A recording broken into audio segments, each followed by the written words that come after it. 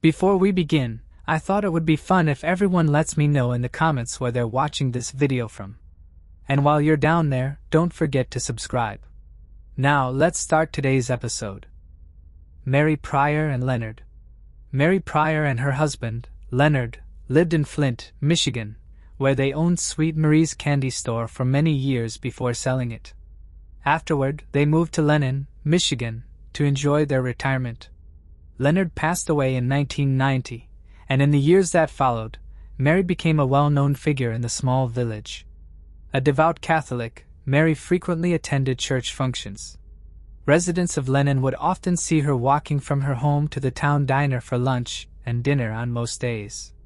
On February 27, 1997, Michigan State Police K-9 teams, who were conducting training in the area, discovered the body of 88-year-old Mary in a wooded area near her home.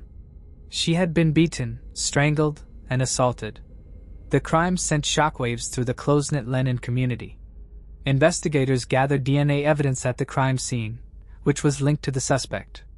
They conducted hundreds of interviews and followed up on numerous leads. The investigation soon focused on Michael Burr, a teenager who lived just a short distance from Mary's house. At the time, he was in the 11th grade. Investigators took his DNA sample so it could be stored, as DNA was not advanced enough at the time to confirm that his DNA matched what was found at the crime scene. Unfortunately, investigators could not gather enough evidence to meet the probable cause standard necessary to charge him in connection with the case. Recently, the Genesee County Police Department partnered up with the Michigan State Police Crime Lab to finally help solve the case. In February, they were able to match the DNA found at the scene to that of Michael Burr. Genesee County Prosecutor David Layton said that DNA evidence shows 1 in 1.9 octillion chance that Michael was not responsible for what happened to Mary. Ultimately, what we want here is closure for the victim's family, he said. We want closure because when you lose a loved one in such a brutal manner, it never goes away from your mind. You never have a peaceful day when you can stop thinking about it. Michael Burr was then held in the Genesee County Jail without bond. He had a probable cause hearing in Genesee County District Court on February, where prosecutors laid out the evidence against him. The case was brought to a close in February when Michael Burr was sentenced to 10 to 20 years in prison. Genesee County Sheriff Chris Swanson shared his thoughts after the sentencing, stating, "Although Mary was not related to me by blood, my family grew up with her. I was assigned to this case as a young detective sergeant, and 21 years later, here we are."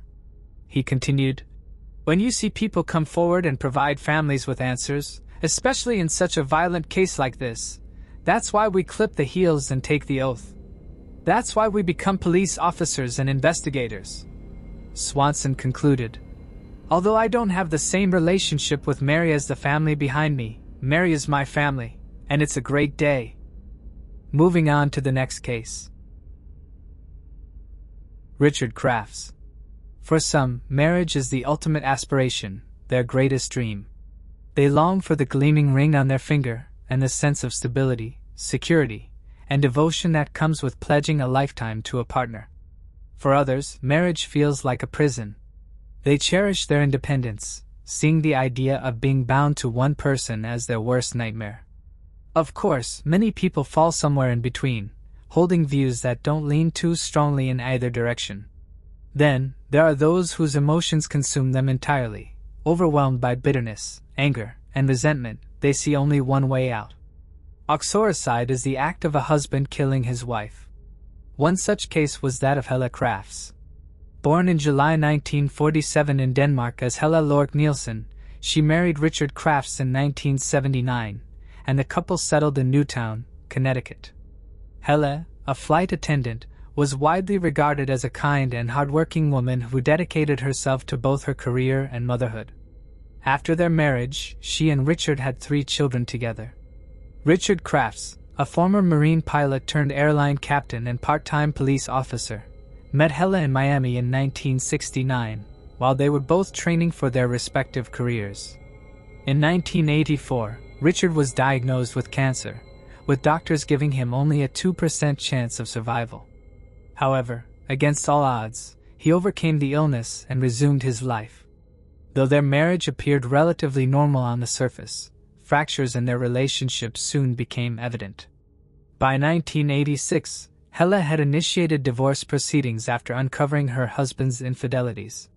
She had hired a private investigator, who revealed that Richard was involved with another flight attendant. Around the same time, Richard claimed that his cancer had returned. However, Hela soon discovered this was a lie. He was in perfect health. In November of that year, after returning from a work trip, Hela was dropped off at her home by a friend. It was the last time anyone saw her alive. Over the next few weeks, her husband gave varying accounts of his wife's whereabouts and offered up flimsy explanations as to why she was unavailable to friends and her workplace. Reportedly, Richard said in one instance that Hela was visiting her mother in Denmark. In another, he said she was on holiday with a friend in the Canary Islands. And at other times, he simply said that he didn't know where she was. Friends of Hela grew concerned. It wasn't like the mother of three to just up and disappear without contacting anyone, and they were well aware of Richard's aggression and temperament, having had Hela tell them of the details of her and her husband's relationship. He was reportedly even physically abusive. At one point shortly before her death, she told friends, "If something happens to me, don't think it was an accident." She even told this to her divorce lawyer, who described the unusualness of the statement in her interview on the TV show Forensic Files. When authorities were eventually alerted to the troubling disappearance of the 39-year-old flight attendant, they went to search the family home. One of the first things they noticed was the missing pieces of carpet from the floor in the master bedroom. The Crafts nanny recalled that there was a dark grapefruit-sized stain on one of the pieces of carpet which had now been removed. This had investigators worried, and as they continued to look around, they also found evident blood smears on the side of the bed, and that a large freezer was missing from the home. As they looked into Richard Crafts' bank records, they found that he had purchased several interesting items around the time that his wife disappeared: new bed sheets and a duvet, and the rental of a woodchipper. Papers that were provided to a private investigator by Richard included the receipt of a chainsaw too. The fears that family and friends of Hela Crafts held were confirmed when a snowplow driver came forward and said that he'd seen Richard at the shore of Lake Sohar. A search of the lake found the purchased chainsaw covered in blood and hair, which was later proven to match Hela. Then in or near the water, police found further evidence of foul play, including metal pieces, 85 grams of human tissue, including a tooth with unique dental work, a fingernail with pink polish, bone chips, 2,660 bleached blonde human hairs, and O-negative type blood, the same type as Hela's. From these horrifying discoveries, police concluded that the remains of Hela Crafts had been fed into the woodchipper. To test this theory out, the medical examiner used a pig's body to recreate the damage a woodchipper would cause to the bones, and it was found that the pig's bone fragments bore a similar shape to those of Hela's and had the same marks on. Investigators determined that Hela Crafts had been struck in the head multiple times, leaving the bloodstains on the carpet and the smear on the bed, and that her body was kept in a freezer before it was cut up with a chainsaw and fed through the woodchipper. The gruesome disposal of Hela's body shocked friends, family, and the local community. The prosecution of Richard Crafts required an official determination of death via body identification, which initially threw a spanner in the works of the investigation, as of course, Hela's body wasn't available. However, after a tooth found in the lake was found to match her dental records, the Connecticut State Medical Examiner's Office issued the death certificate for the mother of three. Richard Crafts was arrested in January 1987, and his trial began a year and a half later in May 1988. The first trial, which concluded in July, resulted in a hung jury, but a second trial in November 1989 led to a guilty verdict. During one of the proceedings, Richard's defense argued that Hela, being bilingual and fluent in 4 languages, could have simply disappeared, using her linguistic skills to start a new life elsewhere. However, this theory did not convince the second jury, who found the physical evidence against Richard overwhelming. Richard Crafts later appealed his conviction, but his request was denied. Hela's 3 children were placed in the care of one of Richard's sisters, who had supported the prosecution and advocated for a severe punishment. While no sentence could truly compensate for the loss felt by Hela's children, her mother, and her loved ones, Richard was given a 50-year prison term. He became eligible for parole in 2021. Moving on to the next case. Roger Scott Dunn. Roger Scott, born on February 10, 1967, in Lubbock, Texas, was one of two sons born to Jim and Mary Sue Dunn. He was known as Scott to everyone and was described as a fun-loving jokester and a ladies' man. By 1991, at 24 years old, he had left the military and settled in Lubbock, where he worked at MGM Electronics, specializing in custom sound system installations for vehicles. Scott had a passion for working on cars and had even won stereo installation competitions. Additionally, he bought, restored, and resold used cars on his own. He was in a relationship with Laisha Hamilton, a 28-year-old waitress. On the evening of May 13, 1991, Scott attended a party at a friend's house. Suddenly, Scott became very ill. He was unable to walk or drive home and ended up sleeping at his friend's house. The following morning, Laisha came to pick him up so he could rest in their apartment at Oakwood Club Apartments, located at 581820 4th Street. By May 15th, Scott felt well enough to return to work. His car was still at his friend's place, so he made arrangements for his friends to give him a ride to work. Scott informed Laisha about the arrangement with his friends. She made him tea before leaving for work. When his friends arrived at the apartment, Scott didn't respond to the door. Laisha returned home later and told them that Scott must have left while she was at work. Scott didn't come home that night, and for the next 2 days, there was no sign of him. Laisha then contacted Scott's father, Jim Dunn, who lived in Pennsylvania, to inform him that Scott had disappeared. Jim Dunn reached out to the Lubbock Police Department to file a missing persons report. He explained to detectives that it was unusual for Scott to leave his beloved Camaro, known as the Yellow Submarine, and his tools at work. When the police arrived at Scott and Laisha's apartment, Laisha pointed out that a piece of carpet was missing from under the couch. The police later discovered that the missing carpet piece was in Scott's bedroom. It had been duct taped together with the carpet in the bedroom. A piece of carpet had been removed from the bedroom. Along the seam, the police noticed a rusty-colored stain. It was clear that it was blood. There was another large stain on the padding underneath the carpet in one section. The blood on the padding had seeped down to the concrete below. It also looked like someone had cleaned blood off of the baseboard of the wall. The investigators used luminol to test the room. The room lit up. It was obvious that someone, presumably Scott, had suffered a violent attack. Investigators looked at Scott's life and the people he knew to see if anything stood out to them. Scott had a previous arrest for using illegal substances. At age 23, he was arrested in connection with the Domino's Pizza robbery. The police followed up on this to see if anyone might have had reasons to hurt Scott because of the substances or money. They didn't find anything useful. Looking at Scott's relationship with Laisha, investigators found a lot of oddities. It seemed that Scott wasn't able to commit to Laisha as much as she would have liked. 1 month before Scott's disappearance, Laisha had learned that Scott was engaged to another woman. Investigators saw this as a possible motive. Could Laisha have sought revenge against Scott? Scott's friends told investigators something worrisome about Laisha. A family friend of Scott said that Scott was afraid to break up with Laisha. Laisha's ex-boyfriends warned Scott that she could lather herself up into violent jealous rages. Laisha continued to contact Jim to talk about the case. Jim taped all of their phone calls. For some reason, Laisha didn't really seem that interested in finding Scott. She often talked about his sports car. She even asked Jim if she could have it. Laisha told Jim that she didn't want the car but needed it. Laisha was clearly getting impatient about having to wait for the car. This was really odd behavior. Investigators learned that Laisha had a criminal record. She had been arrested in New Mexico for embezzlement.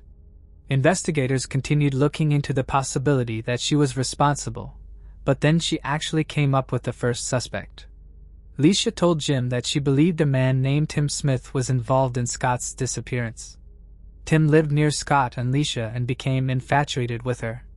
The police went to speak to Tim at his apartment, and saw that he was packing up to move. Tim willingly let the police search his apartment. When the police walked back out to the room where Tim was standing, they discovered that Tim had moved a roll of duct tape that was on his bookshelf. Tim claimed he didn't move anything, but the police found it hidden behind some books. The tape was sent in for forensic testing. Using infrared lights to look at different wavelengths and components of the tape, the results were that the tape from Tim's apartment were consistent with the tape used on the carpet in Scott's bedroom. On the side of the tape, triangular green carpet fibers were found, which were the same color as the carpet in Scott's bedroom. Unfortunately, without a body, there wasn't much else investigators could do, and the case went cold. Jim got impatient and set out to find answers himself. He met with a group called the Vedic Society. It's a group of 82 international forensic experts. The group is a members-only group that meets in Philadelphia to try to solve unsolved crimes. Jim met with Richard Walter, a co-founder of the group, to go over the case of his son. Richard immediately confirmed that Scott is not alive anymore. Furthermore, he was convinced that Leisha held the answers. Richard sent the information to Dr. Richard Shepherd of New Scotland Yard. Dr. Shepherd concluded that Scott's life was taken in his bedroom and had been struck multiple times with a blunt object. He conducted multiple tests and confirmed that with the amount of blood that was lost, no one could have survived. Richard Walter begged the district attorney to take this case to trial. Richard said that they didn't have a body, but had a body part, the blood's connective tissue. Richard Walter noticed that there were unidentified hairs in the duct tape found in Scott's bedroom. It was sent in for testing and was determined to be hair from both Tim Smith and Leisha Hamilton. Smith and Hamilton were finally arrested 3 years after Scott disappeared in 1994. It is believed that Scott's life was taken in the early morning hours of May 16, 1991, while he was asleep. Scott was struck 4 times with a blunt object. Hamilton and Smith tried to clean up the scene, but obviously left behind too much evidence. It is believed that Leisha wanted revenge after finding out that Scott had been seeing other women and was engaged. Smith probably helped Hamilton because she manipulated him, and he was obsessed with her. They were tried separately and both convicted. Leisha Hamilton was sentenced to 20 years in prison, while Smith received 10 years of probation. The jury believed that Smith had helped Hamilton clean up and dispose of evidence, but they weren't convinced he was present during the crime. The reasoning behind Leisha's relatively short sentence in Texas remains unclear, but she had to serve the full term after being denied parole multiple times. After her release, Leisha disappeared from the public eye. Unfortunately, neither Hamilton nor Smith would reveal the location of Scott's body. In February 2012, Jim Dunn received the news he had been waiting for when Victims Assistance Services in Lubbock informed him that a work crew had discovered skeletal remains in a sewage system near Scott's apartment complex. Dental records confirmed the remains were indeed Scott's. On June 16, 2012, the Dunn family laid Scott to rest in a grave marked by a stone bearing an engraving of his Camaro. Jim Dunn was quoted as saying, "I tell everyone that Scott came home for Father's Day." Moving on to the next case. Shelley Connelly. In the quiet stretch of Seward Highway south of Anchorage, Alaska, a haunting discovery in 1978 marked the start of a long-standing mystery when the body of 16-year-old Shelley Connelly was found. The case eventually went cold, leaving her loved ones without answers, until 2019, when forensic technology finally unraveled the case. Raised in Anchorage, Shelley was an energetic and adventurous teenager with a strong bond to her family. Petite in stature, she was often described as having a natural beauty, though her mother later remarked that Shelley didn't quite realize how attractive she was. Although she dropped out of high school, Shelley was determined to forge her own path. With a passion for beauty and personal care, she was set to begin cosmetology classes. At just 16, she was also engaged to a man stationed at Fort Richardson in the military. January 7, 1978, began as any other day in Anchorage, shrouded in thick fog, a day that would later be forever etched in the memories of those who knew Shelley. It was a day that Judy Connelly, Shelley's mother, would replay in her mind countless times over the years. That evening, Shelley had plans to go out. She chose an outfit that matched her bold personality, and despite her mother's concerns about her revealing clothing, Shelley slipped on a ski jacket her parents had gifted her for Christmas and headed to Chilkoot Charlie's, a popular Anchorage bar. Though underage, Shelley blended in with the crowd of young adults who frequented the bar. At the time, Chilkoot Charlie's was a hotspot, fueled by the oil boom that had brought a surge of young men with disposable incomes to the area. Later that night, Shelley was seen leaving the bar in the company of several men. Witnesses later reported spotting her at Lyra's, a 24-hour diner on C Street. However, the timeline of her movements started to become increasingly unclear. Sometime after leaving Lyra's, Shelley's night took a tragic turn. The following morning, two female hikers walking along the Seward Highway noticed something down an embankment near the train tracks. What they first mistook for discarded trash or debris turned out to be something much more disturbing. Lying motionless in the snow was the body of Shelley Connelly, her petite frame partially covered by the fresh snow. The hikers immediately notified the authorities, and soon Alaska State Troopers arrived on the scene. They quickly secured the area as investigators from the Alaska Bureau of Investigation joined them. The state medical examiner would later confirm that Shelley had been brutally assaulted and left to die in the frigid Alaskan winter. She had been beaten, and her body showed signs of a violent attack. In the end, a combination of internal injuries, including a ruptured spleen, and the exposure to the freezing temperatures ultimately took her life. Evidence suggested that after she was assaulted, Shelley had been thrown from a moving car. Her hand became trapped in the door, and the vehicle dragged her some distance before her assailants realized what had happened. When they stopped the car and freed her, they callously discarded her over the side of the embankment, deserting her in the cold of the night. There were faint marks in the snow, signs that she had tried to crawl up after being thrown out of the vehicle. Initial efforts focused on piecing together the events leading up to Shelley's tragic demise. Troopers interviewed witnesses, including patrons of Chilkoot Charlie's and Lyra's diner, trying to trace her movements from the night before. Despite numerous interviews and efforts to reconstruct her last hours, the investigation hit a series of ends. The Alaska State Troopers quickly realized that the case would require more advanced forensic techniques.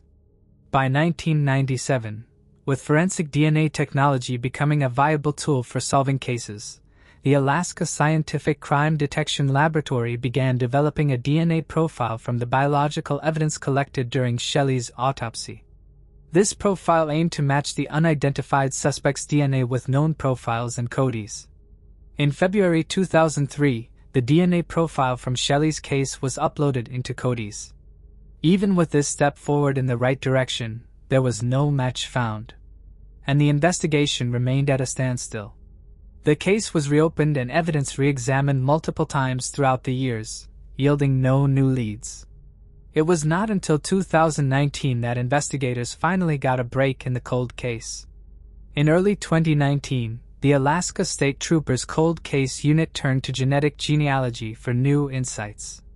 This innovative forensic technique involves submitting a DNA profile from the crime scene to Parabon Nanolabs, a Virginia-based company specializing in DNA analysis and genealogy. Parabon Nanolabs compared the DNA profile from Shelley's case to profiles in public genealogical databases, such as GeneMatch. They identified a man named Donald F. McQuaid as a person of interest based on genetic connections to the DNA profile. The results indicated that McQuaid, who was 21 years old at the time of Shelley's slaying, was a likely suspect.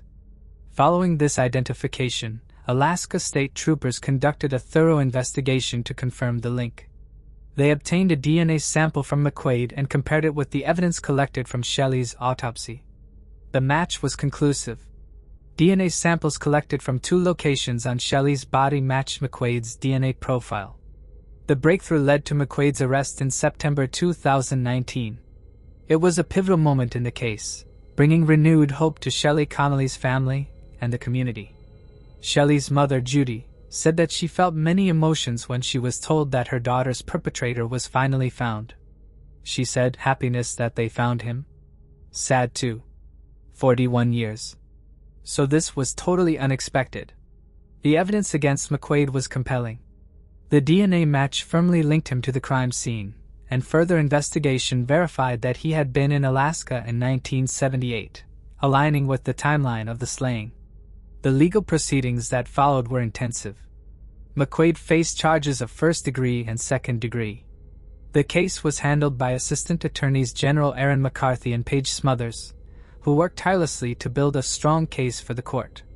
The prosecution emphasized the severity of the crime and the profound impact it had on Shelley's family, pushing for a sentence that would reflect both the seriousness of the offense and McQuaid's advanced age. On April 26, 2024, Superior Court Judge Andrew Peterson sentenced McQuaid to 50 years in prison for the murder of Shelley Connelly.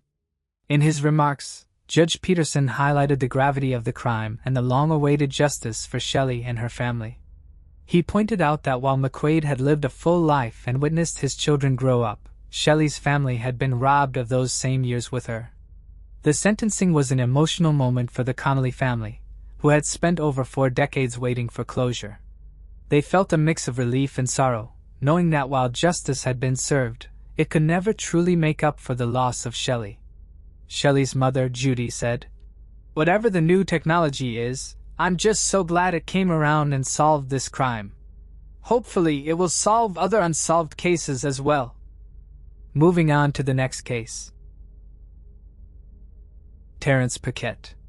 At around 7 a.m. on February 3, 1996, the Orange County Police Department responded to a call concerning Lilchum Convenience Store, located on Clarkona Ocoee Road in Orlando, Florida. A witness had reported an unusual finding that morning. He explained that while driving by the store at approximately 6:55 a.m., he noticed the lights were off, which struck him as odd since the store typically opened by that time. Curious about what might be going on, the witness tried to enter the store. However, before doing so, he parked nearby to peer through the windows. He said he didn't see any store employees, which seemed strange to him. Feeling unsettled, the witness contacted the police to express his concerns before leaving the area. Upon arriving at the scene, deputies found 2 employees from an armored car company waiting to collect a cash deposit from the store, but the door was locked. The deputies attempted to contact the store by phone, but there was no answer. They then conducted a quick search around the premises and discovered a white car parked in the lot. After running a license plate check, deputies learned that the white car belonged to the store manager, Terrence Paquette. They attempted to contact his residence to confirm if he was home, but received no response. With no way to access the store since it was locked from the outside, the deputies were at a standstill. Fortunately, another employee, who had closed the store the night before, happened to drive by and noticed the police. He offered to help and provided his keys, allowing the deputies to enter. As they worked to open the door, the deputies noticed a small amount of blood on the exterior lock. Once inside, they discovered the lifeless body of Terrence Paquette in the men's restroom, lying in a pool of blood. The medical examiner later confirmed that Paquette had been the victim of a brutal attack, suffering 73 stab wounds across his neck, torso, and limbs. His heart and lungs had been severely punctured, leading to his death. Investigators noted a significant amount of bloodstains throughout the store, leading them to believe that the person responsible for Terrence Paquette's murder had also been injured.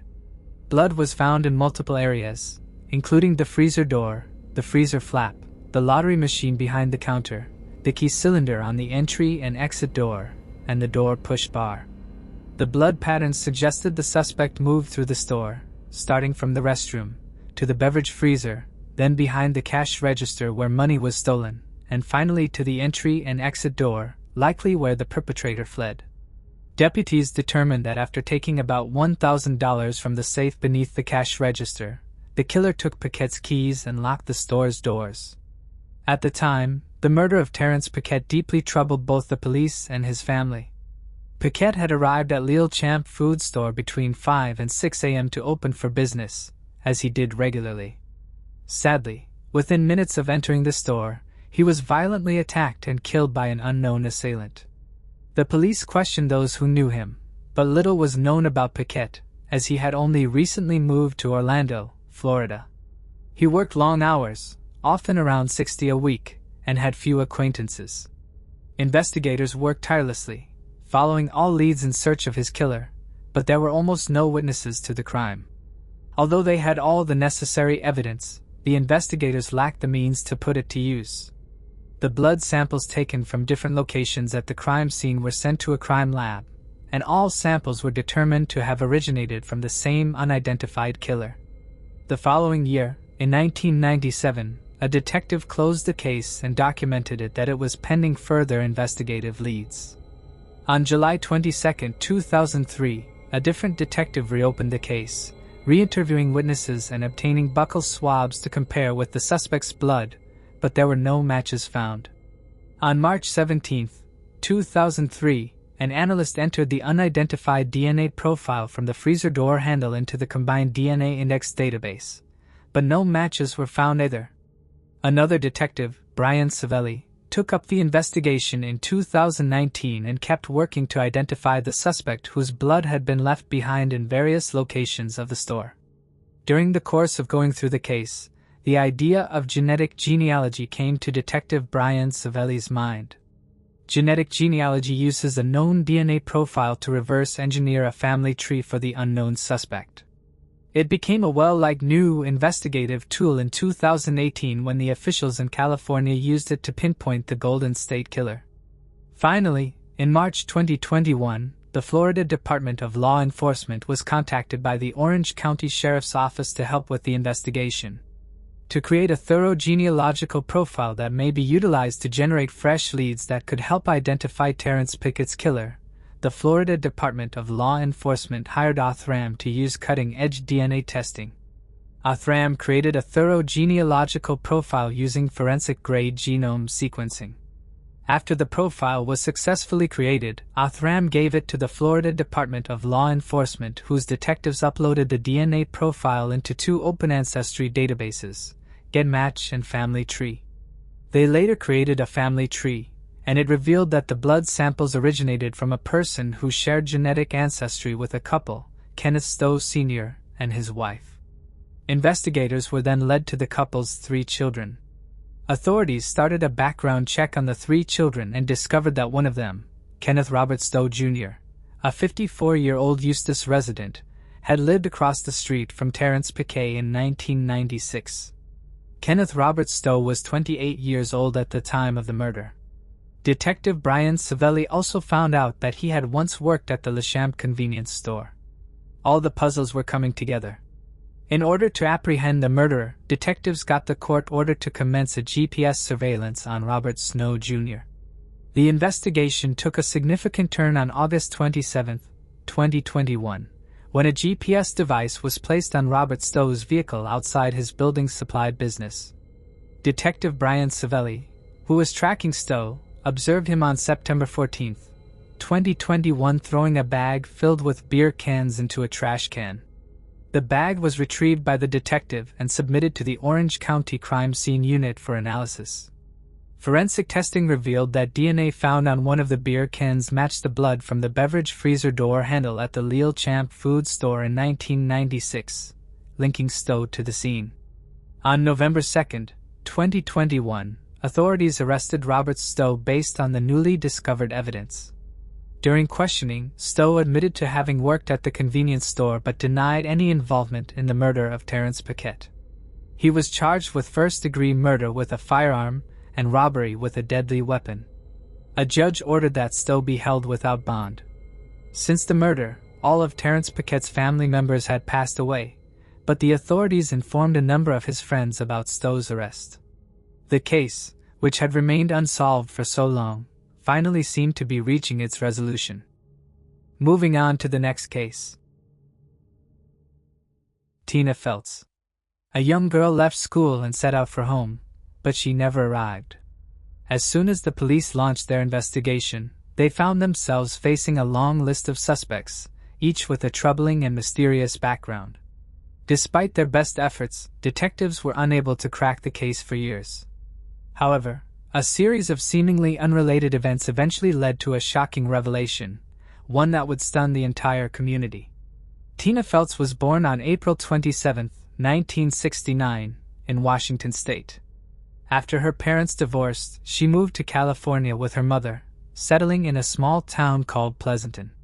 Not long after, her mother remarried a man named Steve, and they had a son together.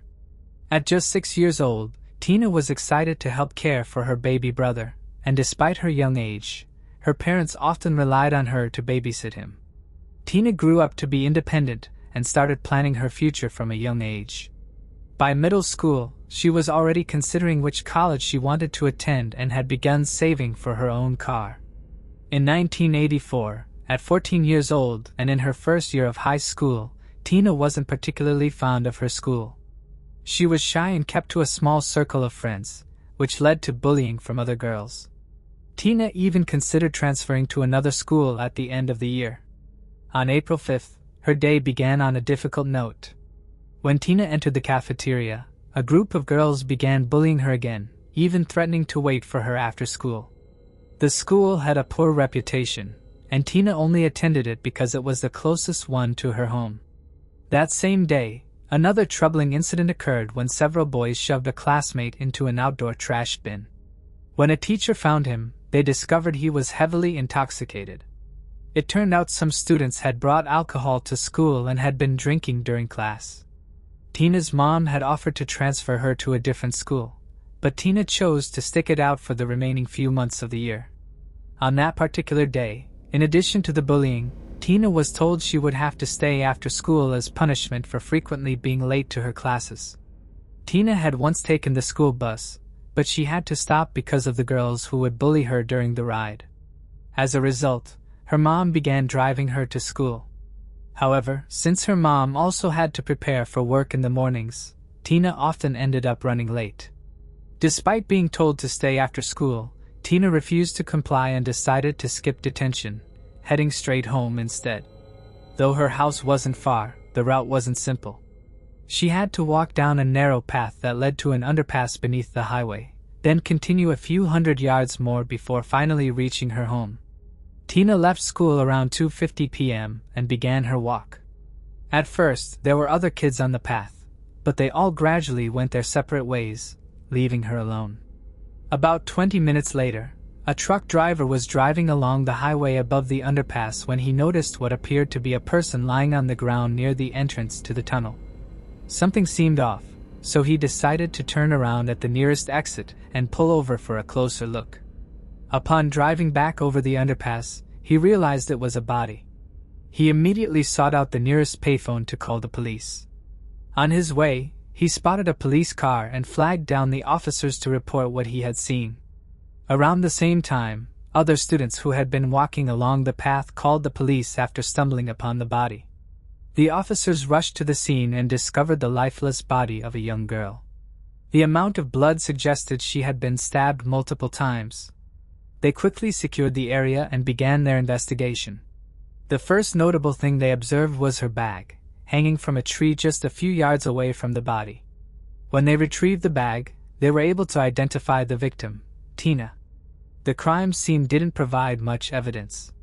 Police collected a few items scattered around, such as cigarette butts, though they didn't appear to be connected to the crime. The murder weapon was also nowhere to be found.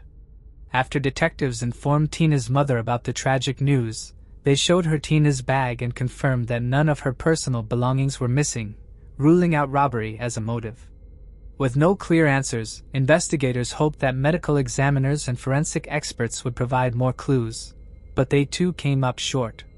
The only detail they could confirm was that Tina had been stabbed 44 times with what appeared to be a kitchen knife. There was no evidence of sexual assault, eliminating that as a potential motive. This led detectives to believe that the killer was likely someone who knew Tina and harbored a deep-seated hatred for her. Tina's mother mentioned the girls who had been bullying her at school, prompting the police to investigate them. However, it turned out that the entire group had been assigned detention that day and stayed after school, a fact confirmed by a teacher's testimony. Then, another intriguing lead came to light.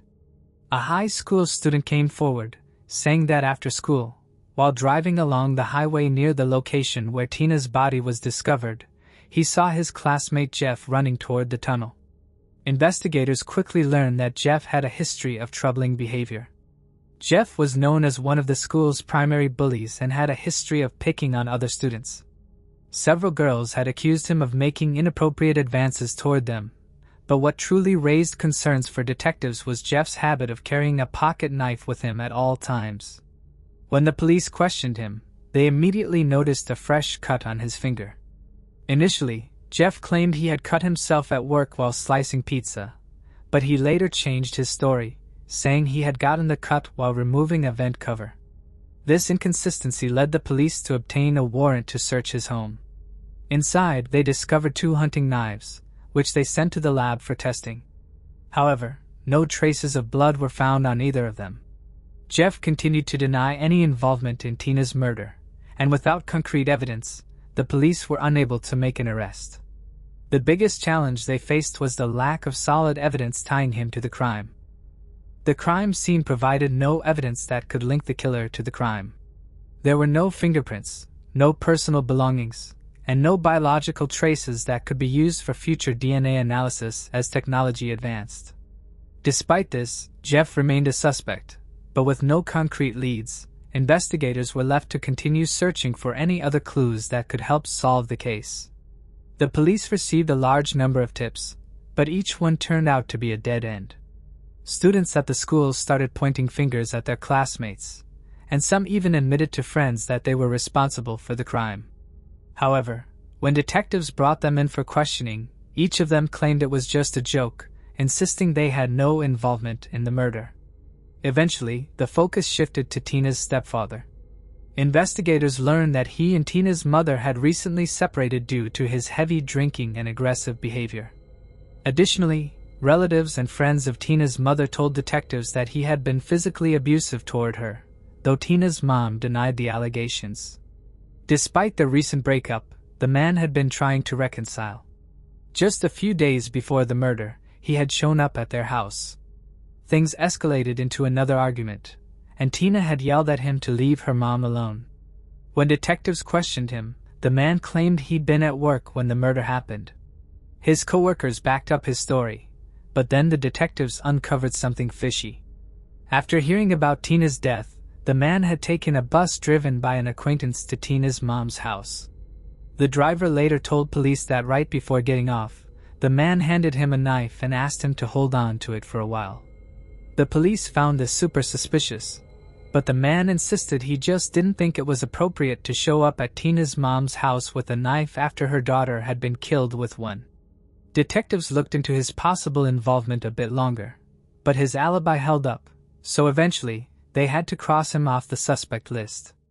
There was no progress in the case until 5 days later when police suddenly got a new suspect.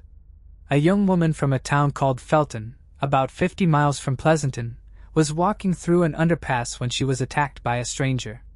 The man demanded she do whatever he said, threatening to kill her, but she managed to break free and run away, immediately reporting the attack to the police. Detectives on Tina's case immediately noticed that this attack bore a chilling resemblance to her murder. Eventually, they tracked down and arrested the attacker, a 23-year-old man named Walter. Digging into his past, investigators discovered Walter had been living in Pleasanton at the time of Tina's murder and moved away right after it happened. They also learned that on the day Tina was killed, Walter had visited his grandmother and acted strangely. He was visibly upset, telling her he didn't like where his life was going. After his arrest in Felton, police got a warrant to search Walter's home. Inside, they found blood-stained clothes and 2 knives also covered in blood. But when the evidence went to the lab, there was a twist. The blood came from animals, not humans. Detectives kept pushing to tie Walter to Tina's murder, but nothing stuck. They eventually moved on to other leads, though Walter remained a person of interest in the case. Over the next few weeks, police began to wonder if Tina's murder might be the work of an unknown serial killer. In the months that followed, 3 more young women were killed in and around Pleasanton, but investigators made little progress on any of the cases. Still, they started to suspect the crimes might be connected. The theory plunged the town, once considered safe, into fear. Women avoided walking alone, and parents kept their children under tight supervision. Pressure mounted on the police department as the public demanded answers, but detectives hit dead ends every time. Years passed with no breakthroughs in Tina's case. Then, in 1989, another young woman was murdered in Pleasanton, just a few miles from where Tina's body had been found, also near an underpass. But like all the others, this case went cold, leaving investigators no closer to catching the killer. The next twist in the case came in 1994.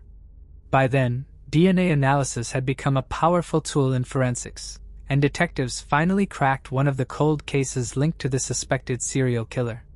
Experts re-examined evidence and got a DNA match to 35-year-old Michael Ide, who was already serving time for murdering a 66-year-old woman. With the DNA hit, Michael became a suspect in 3 other killings, including Tina's. But here's where things get interesting. When detectives told Tina's mom about him, she suddenly claimed she recognized him. Looking at his photo, she said she'd seen him at a barbecue years before the murder. She even dug up old photos from the event to prove it. But when she found them, she realized she was wrong. The man in the photo looked eerily similar to Michael, but it wasn't him. Investigators spent years digging for any link between Michael and Tina's murder, but they came up empty. He couldn't be tied to 2 of the other killings either. Still, he was sentenced to death for the one murder where his DNA sealed his fate. 2 years later in 1996, detectives cracked another case when DNA matched a man named Robert Rhodes. But just like with the previous suspect, police couldn't tie him to Tina's murder. Over the next decade, a few more suspects popped up, but they all denied any involvement, and the case stalled out again. Then in February 2007, Detective Dana Savage decided to take a fresh look. She was pregnant at the time and couldn't handle her usual duties, so she started digging into cold cases instead, and Tina's file caught her eye. After combing through every shred of evidence, Savage realized there was nothing solid to point to a killer. But one odd detail stuck with her: Tina's bag hanging in that tree. She knew there was no way Tina could have thrown it up there herself during the attack. This meant the killer had to have done it. By February 2007, DNA technology had advanced enough that Savage decided to take a bold step. She sent the bag to the lab, thinking that the killer might have cut himself with his own knife during the frenzied attack, especially since Tina had been stabbed 44 times. If he was bleeding, even a tiny drop could have ended up on the bag when he tossed it into the tree. But their local lab didn't have the tools to detect such old and tiny traces of blood, so the bag was shipped off to the FBI's lab where it sat waiting for years. This went on until March 2011 when Savage finally got the call she'd been hoping for.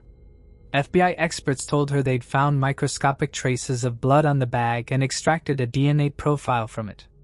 But that wasn't all. When they ran it through the database, it came back as a match. The blood belonged to Stephen Carlson. Detective Savage was shocked to hear the name. She'd been convinced one of 2 other suspects already behind bars was the likely culprit. But Carlson's name wasn't new to her. He popped up in the case files before. Stephen Carlson had gone to the same school as Tina.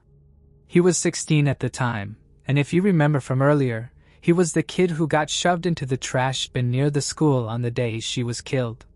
He was also the student who'd pointed police toward Jeff, the knife-carrying bully we talked about earlier. Detectives had actually considered him a potential suspect during the original investigation, but they'd found nothing to back up their suspicions. In school, Stephen's behavior was quite disturbing, and most people wanted nothing to do with him. He had a habit of saying crude and inappropriate things to girls, acted aggressively, and eventually earned the nickname Creepy Carlson. Because of his odd behavior, he was often bullied by other students. By the time he was around 15, he had started using illegal substances, which only made things worse. He was in and out of juvenile detention multiple times, though never for long. During those years, several people who knew him went to the police, claiming that Stephen had confessed to killing Tina. But whenever officers questioned him, he denied everything, saying it was just a joke. After high school, Carlson ended up in adult prison for 2 years for attempted assault. When he got out, he kept using drugs and refused to register as a sex offender, which led to more arrests. By the end of 2010, Stephen was homeless and got caught with illegal substances. He was arrested, and for the first time, his DNA was collected and entered into the database. That turned out to be crucial, because just 6 months later, the FBI lab finally got around to testing Tina's purse. By then, Stephen was already serving time for drug possession, so detectives went to see him. As soon as they mentioned Tina's name, he started acting strangely, but still refused to admit anything. With a DNA match though, detectives had little doubt about his involvement, and he was officially charged with murder. Carlson's lawyer immediately demanded that the case be tried in juvenile court since Stephen was only 16 at the time of the murder, but this request was denied. The trial preparation dragged on for 3 years, and during that time, Stephen remained behind bars. Tragically, on the very day the trial was set to begin, Tina's mother passed away from a heart attack, never getting to see justice for her daughter. As a result, the trial was postponed again and didn't start until October 2014. Despite his lawyer's best efforts to defend him, the jury found Carlson guilty, and he was sentenced to 26 years to life. Even then, he continued to claim he was innocent and immediately filed an appeal. For the next few years, Carlson's appeal was under review, and in 2017, his lawyer finally managed to get the sentence reduced. He convinced the court that the prosecution hadn't proven Stephen intended to kill Tina, meaning he shouldn't have been convicted of first-degree murder. As a result, the charge was lowered to second-degree murder, and his sentence was reduced to 16 years to life. Even then, he still refused to admit his guilt, but in 2020, something completely unexpected happened. Stephen wrote 3 letters, one to Tina's family, one to the police, and one addressed to Tina herself. In those letters, for the first time ever, he took responsibility for what he had done and finally revealed what really happened on that tragic day 36 years earlier. According to his account, Stephen was furious that other students had stuffed him into a trash can earlier that day. On top of that, he had thrown a party at his house the night before, leaving a mess behind, and he knew his father was going to punish him that evening. Frustrated and drunk, he went home right after school, grabbed a knife, and started walking back in the opposite direction. He claimed he had no idea what he was going to do and wasn't planning to attack anyone. But as he stepped out of the underpass, he saw Tina, and without thinking, he brutally attacked her. Carlson claimed he doesn't remember the actual attack. The only thing he recalls is standing over her body holding a bloodied knife. In his letter to Tina and her family, he apologized and admitted that she didn't deserve what happened to her. But despite his confession, many doubted whether he truly felt remorse. See, Stephen's sentence allowed for the possibility of parole, but to get it, he had to convince a board that he regretted his actions and was no longer a threat to society. For convicted killers who keep claiming innocence, getting released is nearly impossible. So it's entirely possible that Carlson wrote those letters just to improve his chances. But even after his confession, his parole request was denied, and he remains behind bars to this day. That said, he'll have plenty more chances to be released, and one day, the board might decide differently. It's also worth mentioning that after Carlson's arrest, many former students from his school spoke out. They said that back then, almost everyone in school suspected him, even though the police had plenty of other more likely suspects. This only made things worse for Carlson. Carlson's classmates distanced themselves from him, and most refused to talk to him, but their suspicions didn't lead to a breakthrough in the case.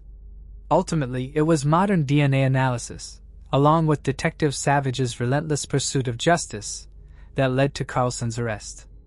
Interestingly, before 2010, Carlson's DNA was not in the system. So, even if investigators had tested the blood found on Tina's purse earlier, it likely wouldn't have pointed them to him. It was only after he was caught with illegal substances that his DNA was added to the database, which ultimately played a crucial role in solving the case. Without this turn of events, Carlson might have remained free, and Tina's murder might never have been solved. Moving on to the next case. Zhu Ling.